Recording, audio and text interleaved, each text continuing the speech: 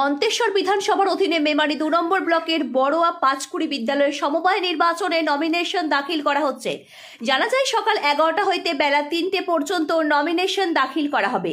এখনো পর্যন্ত শান্তিপূর্ণভাবে নমিনেশন তোলা হচ্ছে, যাতে কোনো অপ্রীতিকর ঘটনা না ঘটে তার জন্য মেমারি থানার পুলিশ প্রশাসনের সজাগ দৃষ্টি রয়েছে।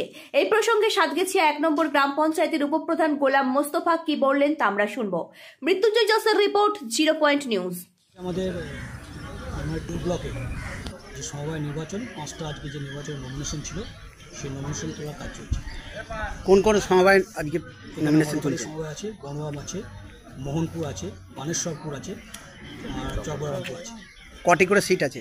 12টি করে সিট আছে। বিরোধীরা কি কোনো নমিনেশন দিচ্ছেন? কারণ এখনও পর্যন্ত কোনো বিরোধীদের আমরা দেখা পাইনি। আমাদের বর্তমানে আমাদের তৃণমূল কংগ্রেসের যে দল, সেই দলের যে মনোনীত প্রার্থীরা, সেই প্রার্থীরাই মনোনয়ন সিলেক্ট করেছে।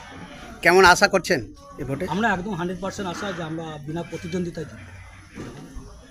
কোন জায়গায় আজকে নমিনেশনটা হচ্ছে? এটা বড়োয়া পাঁচকুড়ি স্কুলে হচ্ছে।